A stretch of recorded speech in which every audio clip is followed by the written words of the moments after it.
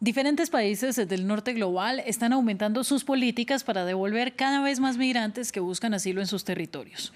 La semana pasada, la Comisión Europea presentó su plan para aumentar el retorno de los migrantes. A principios de enero, Estados Unidos limitó la cantidad de cubanos, nicaragüenses y haitianos que pueden buscar refugio en el país norteamericano. Para conversar de este tema nos acompaña Sebastián Arango Nader. Él es historiador, politólogo, catedrático de la Escuela de Historia de la Universidad de Sergio Arboleda y además investigador en temas de historia en las migraciones. Muchísimas gracias a usted, Sebastián, por estar con nosotros. Buenos días, Gabriela. Gracias a ustedes. Sebastián, ¿por qué Europa quiere aumentar el retorno de los migrantes y en qué consiste el plan que aprobó la Comisión Europea la semana pasada?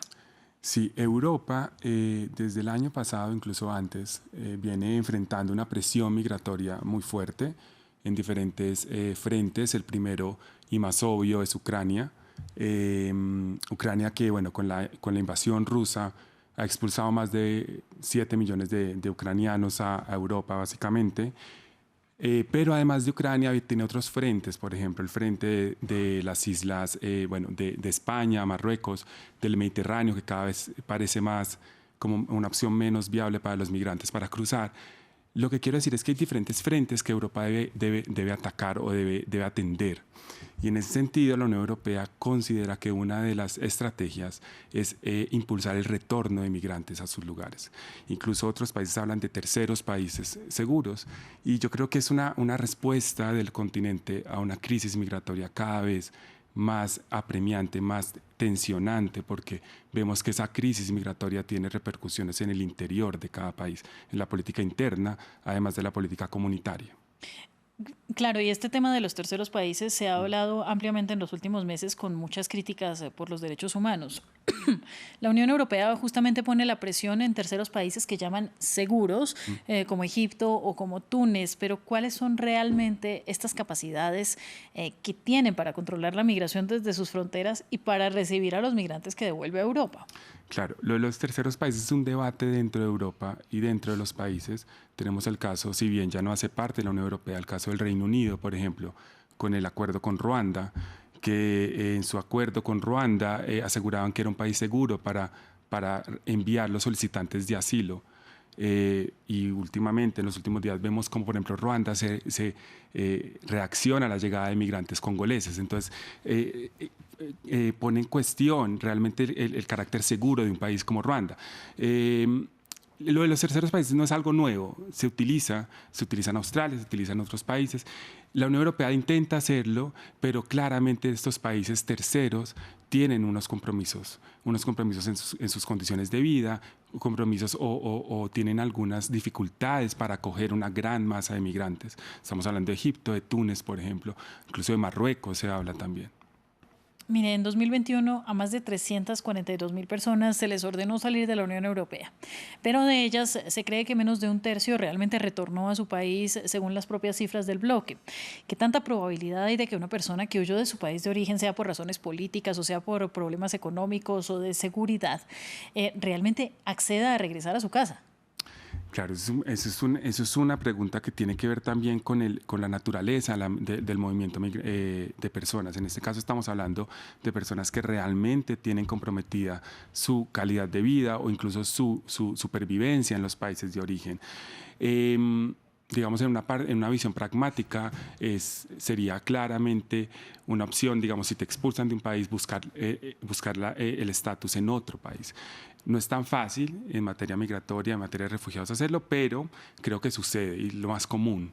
Hay una estadística realmente en el Reino Unido de cuántas personas salen realmente o logran expulsar y es mínima comparada con el número de migrantes que está llegando.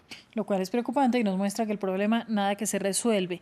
Vemos además en políticas migratorias que se han endurecido las medidas en algunos países, principalmente después de que empezó la guerra en Ucrania, a pesar de que los países del norte sí reciben a los ucranianos. ¿Hay alguna relación entre la guerra y el endurecimiento de las políticas?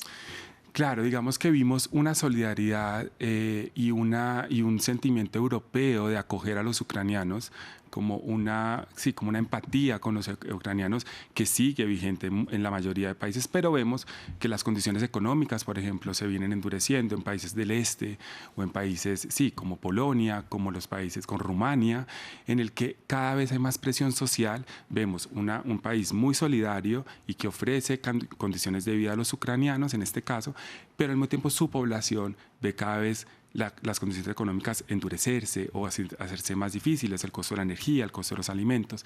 Entonces hay presiones dentro de los países para que se restrinja o por lo menos se acote esta ayuda que se le está dando a Ucrania. Entonces sí tiene que ver sobre todo las condiciones económicas europeas del continente, sobre todo la energía, de la inflación, con la hospitalidad que el país pueda ofrecer a migrantes, y no solo con los ucranianos, sino con todos.